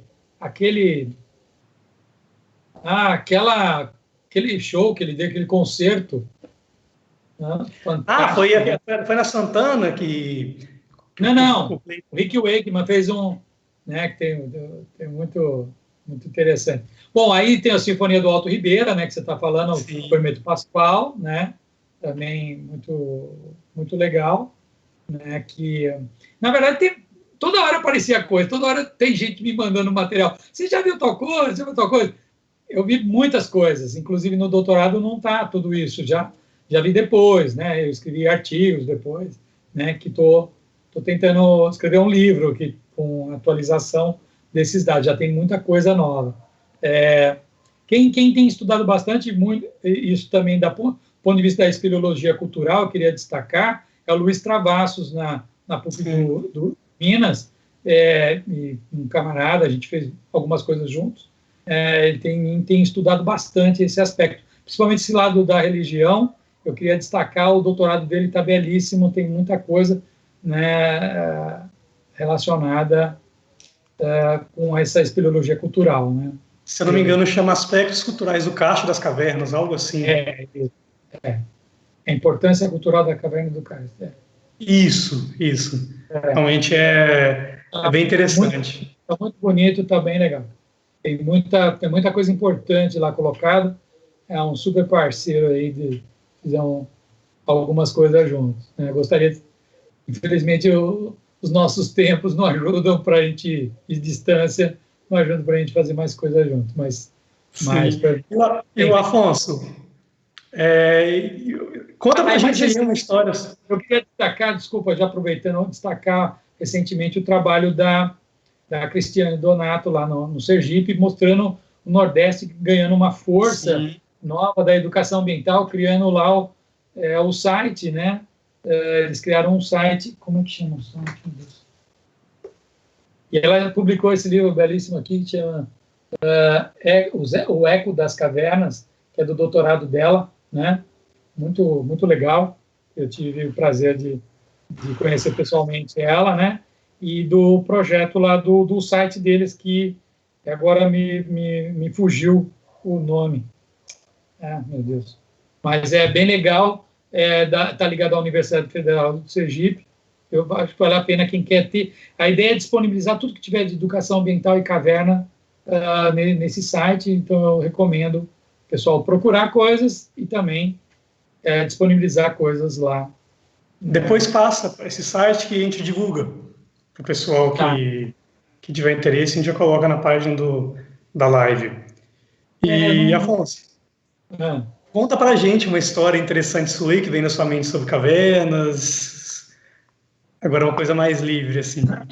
Então, é tanta coisa que já aconteceu, né? Desde eu e o Herman fazer uma caminhada de Apiaí até o bairro da Serra, sem passar uma alma viva para dar uma carona para a gente perdeu o ônibus. Enfim, tem muitas histórias, né? De escalando a caverna com a Georgette, escalando a montanha do lado de fora da caverna, lá em Minas, e a Georgette subiu um bloco lá, ela falou, Georgette, tá firme? Pode puxar? Pode. Aí eu pego o bloco vem inteiro em cima de mim, assim. E nossa! Aí, se eu não pulo, me cortou e tal, mas eu consegui me safar desse bloco gigante. Mas eu não queria lembrar, eu queria lembrar das coisas que a gente faz que nos une, né? E eu queria lembrar das expedições intergrupos. A gente tem coisa legal quando a gente está um grupo de pessoas, cada um fazendo uma coisa, e depois se junta no final, né? E vai lá a galera lá na hora do rame-rame. Rame-rame aí para vocês aí, gente. Rame-rame, teremos depois. Nossa! Na hora do rame-rame, você poder socializar o que cada um fez. A gente parece que fica esperando essa hora do dia, não só para tomar cerveja, que é muito bom, ou tomar alguma coisa gelada, mas também por conta de ouvir as pessoas, os relatos das pessoas. Eu coloquei 2 imagens que estão ligadas a algumas atividades, uma em Goiás, com a turma lá do GREASB, né, um grupo lá de espeleologia de São Domingos, né, os companheiros lá, enfim, que a gente tem feito muitas ações em conjunto, né, travessias e atividades, né, no caso da Angélica, né, quanto Tocantins, o próprio Caverna do Diabo, né, por conta disso eu escrevi uma poesia em 92, que depois ela foi reescrita em 2001, quando teve o Espelho Brasil 2001 aqui em Brasília, né, foi o Congresso Internacional de Espeleologia aqui em Brasília, 2001. E teve um evento chamado Espelho Arte, né? Nesse Espelho Arte a gente fez poesia. Eu até fiz, então, no formato fizeram um formato de uma...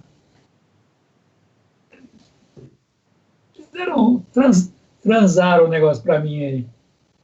E aí tá essa poesia aqui, que chama Caverna, que diabo é isso aí? Que era da Caverna do Diabo, né? Então eu fiz um trocadilho, né? A poesia é longa, mas eu só vou ler duas estrofes aqui que eu acho que fala um pouco do que eu estou dizendo, né? Inicia-se uma nova fase de vida que se constrói espeleologicamente. Cada qual tem sua extrema importância. Todos juntos, mãos que se ajudam, criam a necessidade de estarmos juntos. Cada passo dado, cada metro novo percorrido por um de nós, causa o delírio dos demais. Cada nova descoberta, cada progresso permitido pela caminhada é motivo de crescimento mútuo, é motivo de querer trocar informações como algo, antes de imprescindível, natural. Então, é exatamente o sentimento que remonta, e eu acho que eu escrevi exatamente nesse momento de uma expedição do Procad, né, da gente, desse momento de interação, do valor que cada um tem. a gente vê a espeleologia no passado muito competitiva, né? E hoje aprendendo muito com a questão de que somos poucos, precisamos fazer muito. Então, temos que unir forças, e quanto mais forças a gente se une, mais a gente tem capacidade de produzir. Eu acho que essa é a máxima que a gente coloca nesse tipo de atividade, nos destaques que eu estou falando das expedições intergrupos, né? das iniciativas de atuação coletiva, dos trabalhos com as comunidades locais, né? A gente vê vários grupos aí produzindo coisas diferentes, interessantes, a ECE, o EGRIC, a UNB, o GB, enfim, tem muito, seria até triste o GUP lá em Ponta Grossa, os companheiros lá do GUP têm produzido muita, é difícil falar, perdoem os que eu não consigo falar todo mundo agora, mas seria legal fazer uma lista enorme de muita gente que está fazendo coisa diferente dentro dessa perspectiva da espeleologia para além da caverna em si, além da cavidade, além da, né, essa perspectiva mais ampla.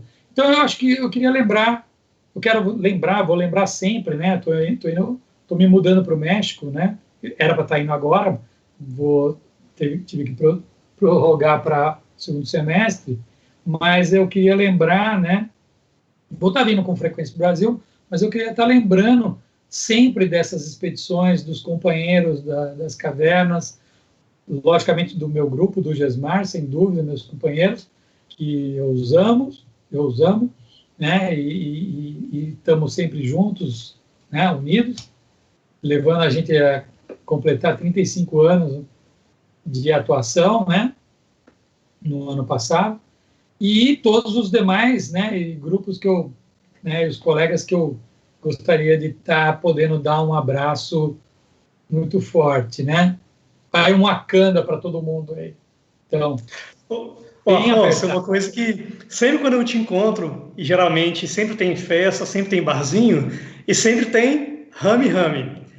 Conta para o pessoal que não sabe o que é rame-rame. Bom, tem versão curta e versão longa, né? Pode contar. Mas precisa dar com o copo. Pode ser. Tá bom. Quem criou foi o Ruizito, o Rui Pérez, que era também da SPE, lá do Ouro Preto, né? Acho que foi o menor espeleólogo que a gente teve, de estatura, e era uma pessoa figuraça, foi o diretor do DEPROPÉ, né? Foi o primeiro responsável pelo Departamento de Proteção do Patrimônio Espeleológico, era uma pessoa muito ativa, faleceu cedo, né? Enfim. E ele, então, era um cara agitador, e ele ia para os eventos, né? Geralmente os congressos, né? Aliás, isso é uma outra coisa que eu quero destacar, o papel dos congressos de espeleologia, tanto os regionais quanto os nacionais, né? Os brasileiros, porque o congresso também cumpre esse papel de juntar as pessoas dentro e fora da caverna, falando sobre caverna ou jogando conversa fora, né? O Congresso de Bonito foi sensacional, né, o ano passado, e a gente teve bastante oportunidade de fazer rame-rame, né? Então, essa coisa da força, né, interna. E aí precisava de um grito de guerra, né? E o Ruizito, então, criou o... Pronto aí? Rame, rame, rame, rame, rame! E aí ele dizia, e na verdade remontava dos vikings que iam para suas aventuras e atividades em busca de novos mundos, né? E quando voltavam, depois de anos, para suas ávidas mulheres, cheios de energias e descobertas, eles chegavam e gritavam: rame, rame, rame, rame, rame! E geralmente a gente vai para a versão de que rame, rame é rame, rame, rame, rame. Muito bom. Eu espero que logo a gente possa fazer vários rame-rames, né, pessoalmente, Por enquanto a gente fica no rame-rame, cada um na sua casa. Mas nada como ter aquela energia de estar todo mundo junto, rindo junto, e contando a última caverna, e chegando sujo da caverna, direto pro barzinho e rame-rame para todo lado. Sem falar que tem os quadrados também, né? Que muitos espeleólogos usam isso. Que é a questão que se você tem, você está bebendo alguma bebida. Aí você bebe a segunda, depois só pode sair quando fechar um quadrado. Aí quatro e assim vai por diante, né? Espeleólogo é cheio disso. O pessoal inventa qualquer coisa para beber, né? Qualquer coisa. Mas nada como beber com espeleólogos. Agora, recita mais um poema para a gente, Afonso. Então, bom, só fechar a história do Congresso, eu queria só destacar que na espeleologia, talvez a coisa mais sui generis e mais interessante da espeleologia é essa capacidade de unir tanto um leigo quanto um pós-doutor, né? Sim. Então, eu acho que e eu acho que o legal disso é que as pessoas podem dialogar por igual, apesar de que a gente sempre tem pessoas que ficam, às vezes, meio isoladas e coisas do tipo, mas, no geral, é essa capacidade das pessoas falarem de igual para igual, né? Então, eu acho que tanto... e eu tenho um caso da minha família, o meu irmão, o Herman, né? Que não continuou os estudos, né? Na escola, mas isso não desmerece ele em nada, porque ele tem uma sabedoria enorme e eu aprendo muito com ele todos os dias e a gente troca o tempo todo, né? Então, não importa. E ele tem que saber tanto quanto qualquer outra pessoa, né? Para poder desenvolver suas atividades dentro da caverna. Então, por isso eu acho que a atividade espeleológica ela é muito legal por juntar essa perspectiva de múltipla, né? Eu acho que esse talvez dos aspectos mais interessantes da espeleologia e que me atrai, né? Bom, então vamos para a poesia, para fechar. Bom, como eu falei, já o Poéticas extrapola a poesia, mas vamos um pouquinho de poesia, porque também eu acho que entrou a segunda estrofe aí.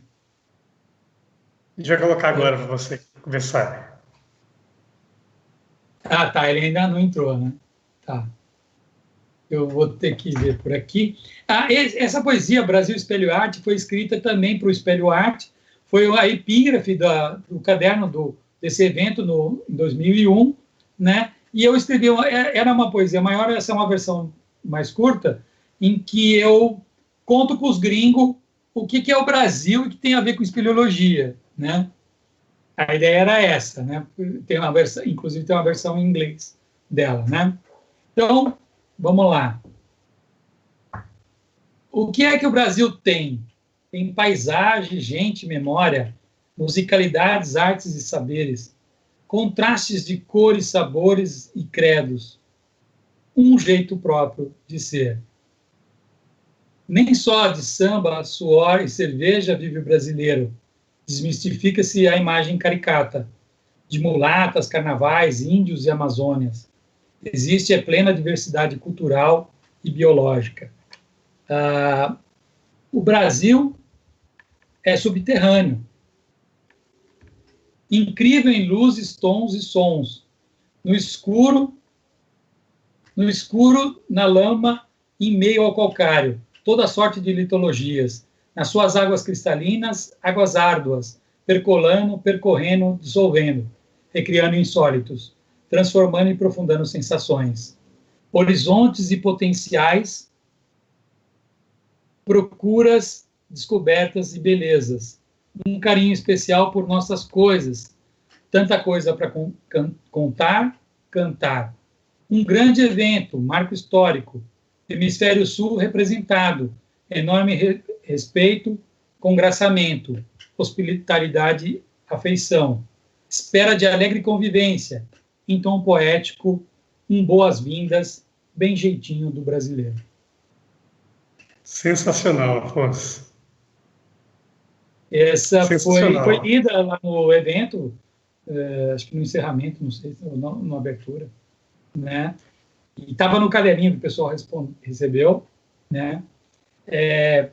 Eu tenho bastante produção ligada à caverna, de espelho poesia, mas eu escolhi só duas, né, por causa do tempo, né? Afonso, nosso espelho poeta.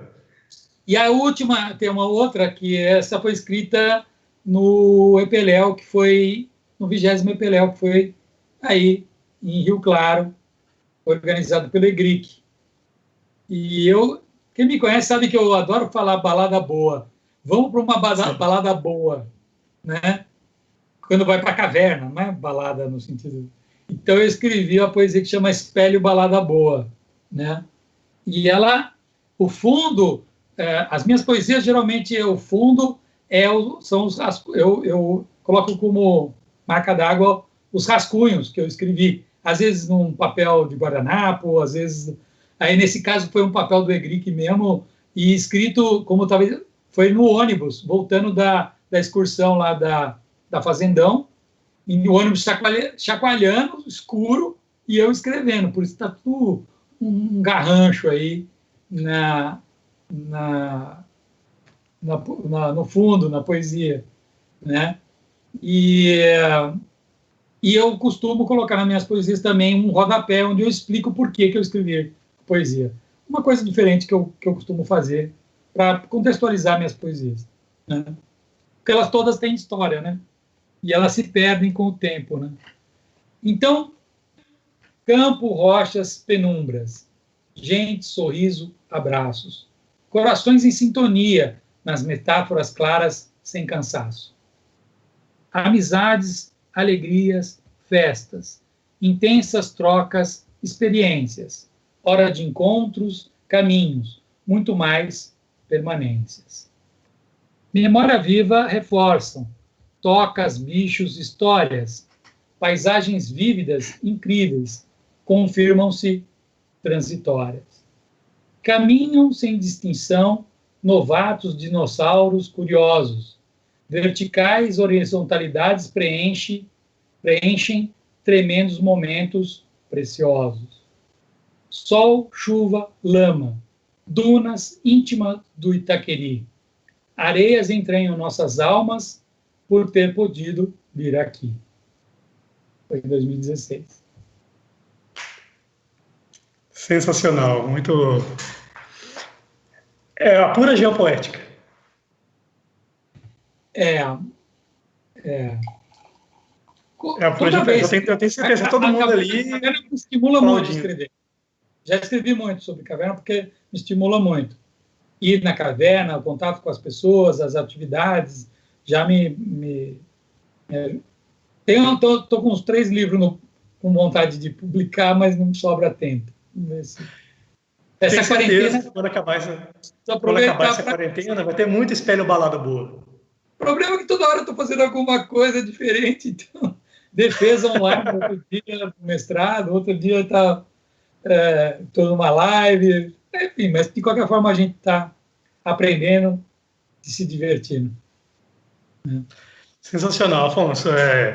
Eu realmente fico muito feliz em todo esse bate-papo. Eu tenho certeza que todo mundo aí também teve muita imagem legal, teve muita história legal. Quem que viria recitar um poema sobre espeleologia para a gente? Ninguém a não ser o Afonso, nosso grande espera poeta. Mas existem Quem que ia pegar uma cerveja e falar assim, rame. Já vi outras pessoas escrevendo. Sim, mas assim, tem mais pessoas, mas a gente tem que valorizar que, como todo espeleólogo, você é um espeleólogo bem especial, com muita história para contar, e a gente não podia deixar de te chamar para participar. Como? Muita coisa para aprender. Tem, todos nós, né? A gente sempre tem muito mais que aprender do que para ensinar. Isso aí, infinitamente falando. A gente tem muito a ensinar, mas a gente tem muito mais a aprender. Aliás, é uma máxima do Tratado Mundial de Educação Ambiental para Sociedades Sustentáveis e Responsabilidade Global. O primeiro princípio desse tratado, que foi escrito na Rio 92, Tratado Internacional de Educação Ambiental, ele diz assim: somos todos aprendizes e educadores. Isso aí. É o primeiro princípio Mundial de Educação Ambiental. Isso aí. Afonso, Rafael, Gostaria de agradecer em nome de todo o EGRIC pela sua participação. Foi certamente memorável, e o que me deixa muito feliz é que todas essas lives estão sendo registradas. A gente está vendo aqui ao vivo, mas quem quiser pode ver depois pelo Facebook. Também as lives elas são disponibilizadas posteriormente no YouTube. E podem ver bastante no YouTube, gente, para aparecer bastante visualização lá. Geralmente lá as visualizações são menores, porque elas são postadas depois. Mas tem muito conteúdo legal e vai ter muito conteúdo muito bom pela frente. O mês de maio está tudo fechado, a gente vai divulgar em breve. Mas eu já gostaria de divulgar que para a semana que vem nós temos a honra de convidar duas queridas grandes espeleólogas do Guano, que são duas grandes caverneiras, que as caverneiras, elas é um projeto que surgiu há 2 anos pelo pessoal do Guano, e teremos aqui com a gente a Mariana Normita e a Luciana Tavares, que são grandes espeleólogas e que vão falar sobre a união feminina pode fazer transformação. Bate-papo com caverneiras Guano Espelho, 2 anos de existência. Então, eu já adianto que vai ser muito legal. A ideia é elas contarem um pouco também sobre a história e a trajetória das mulheres na espeleologia, como em várias outras áreas, por muito tempo elas ficaram escondidas, de lado, mas a gente tem grandes espeleólogas aí, tanto na história da espeleologia brasileira quanto mundial, e temos uma espeleologia feminina cada vez mais forte, várias mulheres participando ativamente da espeleologia em vários grupos, e a gente precisa muito fomentar isso. O Gesmar já está duas diretorias com presidente mulher, a Fabiana e a Rosângela agora. Então, a gente, inclusive, participa das caverneiras e tal. Inclusive, no EGRIC também, quem está à frente do EGRIC atualmente é a Liz, que ela é uma grande espeleóloga. No EGRIC a gente tem várias grandes espeleólogas também. Na última semana a gente teve Aleluia falando.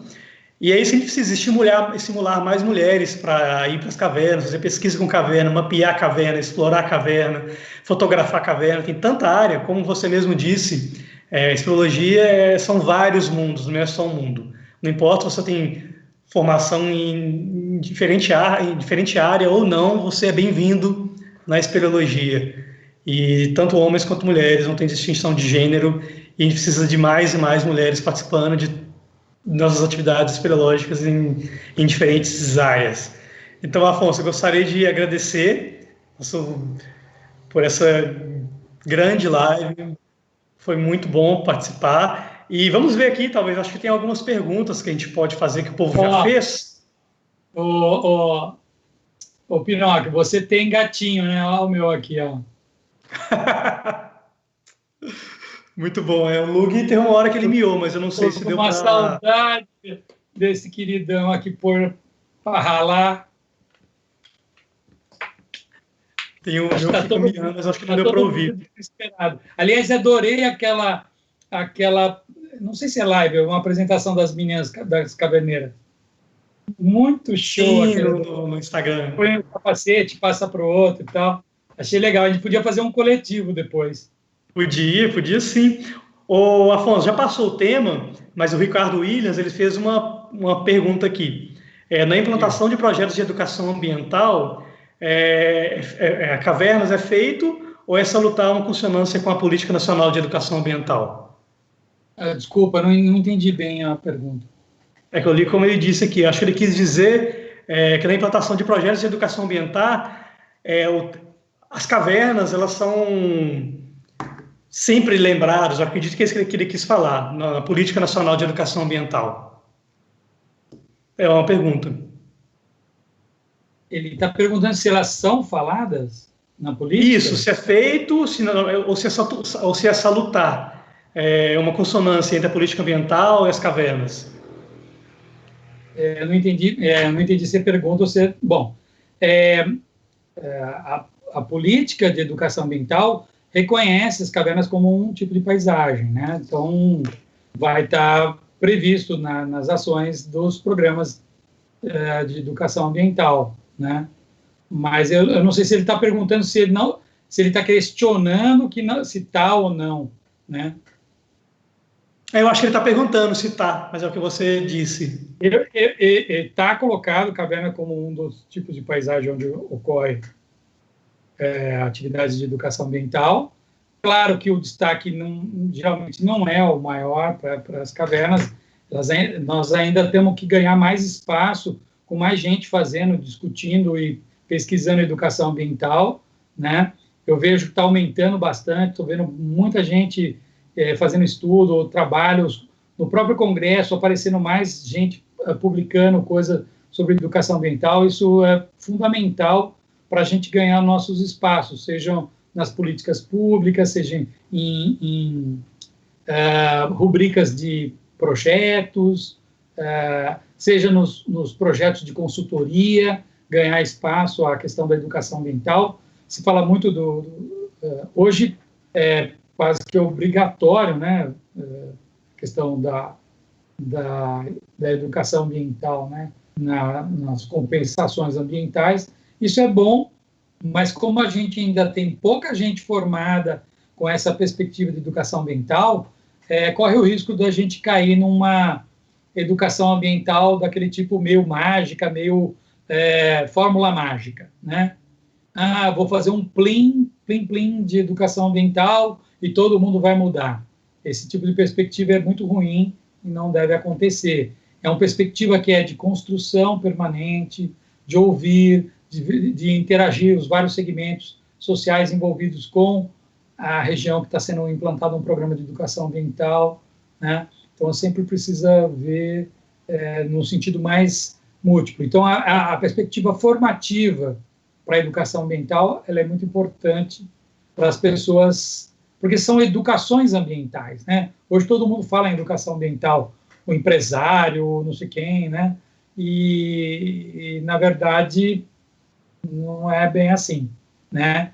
Eu acho que tem que seguir os princípios do Programa Internacional de Educação Ambiental, conscientização, conhecimento, atitude, habilidade, participação, avaliação, são os princípios básicos do PIEA, né, que é de 75, né, do Programa das Nações Unidas do Meio Ambiente, e os princípios, são vários princípios do Tratado de Educação Ambiental, que esses documentos estão online, fácil de encontrar.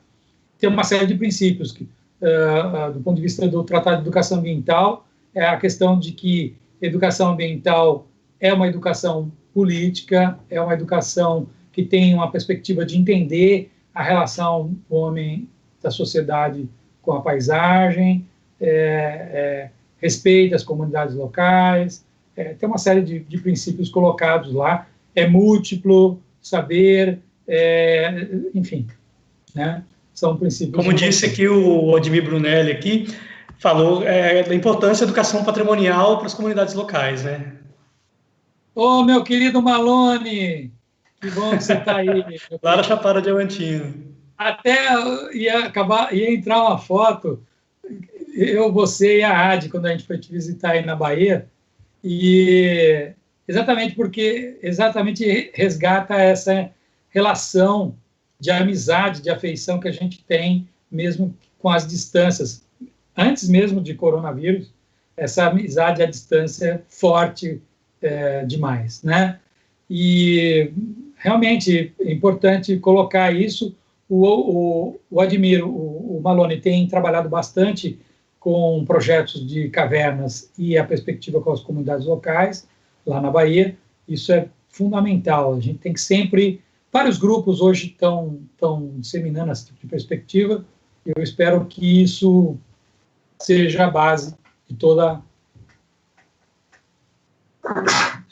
a ação espeleológica. Atualmente eu fico muito feliz que tem muita gente participando das nossas lives, várias pessoas aí da nossa grande comunidade espeleológica. Inclusive, eu gostaria de divulgar que o pessoal de Ouro Preto, lá da SE, está com um projeto novo também de lives também, que chama Clarabóia Espeleológica. Adorei a ideia deles. Muito legal essa ideia. E aí terá uma live no dia 5 de maio com a Bárbara Zambelli. Então é só ficar de olho também na página do pessoal lá de Ouro Preto, né? Também, como a gente fala. O Ézio vai ter uma live também. Sim, vai ter uma live do Wes, acho que no sábado agora. Enfim, Mas é legal que a gente está aproveitando esses canais de disseminação, de conversa, né? Aguarde que para maio teremos live sobre vários temas. Não vou falar quem é, mas eu vou falar, vai ter coisa sobre fotografia, vai ter sobre morcego, vai ter sobre resgate, vai ter de geologia. Então fiquem atentos que já soltaremos a programação para o próximo mês, que está sensacional, com muita gente boa. E estamos muito felizes, mais uma vez, com esse projeto. E divulguem e venham nos assistir. Bom, Afonso, então, mais uma vez, eu gostaria de agradecer por participar. Para todos. E aguardo vocês nos acompanhando também. Melhor de mim é o melhor de você. E que a gente tenha sempre essa... Eu queria agradecer o convite, a iniciativa do EGRIC para os caverneiros virtuais. Acho que foi uma oportunidade incrível. Cada um tem sido mais interessante que o outro. A gente aprende, a gente troca informação. Eu acho que não tem princípio de educação ambiental maior do que esse que vocês estão fazendo, que é colocar as pessoas em calor humano, contato, mesmo à distância, trocando ideias daquilo que gosta de fazer, do que sabe mais, e aprendendo com os demais. Eu Isso agradeço. Aí. E é importante ressaltar que é um trabalho coletivo também. Eu estou aparecendo aqui, mas por trás tem o Eduardo Pezentinho Piá, que tem um super trabalho para mostrar a gente, trocar as imagens. Tem também o pessoal de divulgação também, que tem feito várias artes de divulgação também, o pessoal que está repassando. Então, eu gostaria de agradecer a todo mundo que está envolvido para a participação dessa live sensacional, para que elas possam ocorrer como estão ocorrendo. Descubram a caverna dentro de si mesmos nesse período. Verdade, verdade. Bom, Afonso, então, até mais para você, muito obrigado. E aguardo vocês para o After Live, para a gente fazer um rame-rame. Aí, valeu, galera. Prazer estar aqui com vocês. Super abraço. Queria ter visto as mensagens de todo mundo aí, me desculpem, mas não dá, porque está pequenininho e não dá para acompanhar. Quem quiser depois conversar, a parte pode mandar mensagem pelo WhatsApp ou pelo Face, né? E vamos trocando figurinha. Super abraço para todo mundo. Gosto muito de todos vocês. Abração então, Afonso. Valeu, tchau, galera. gente. Tchau.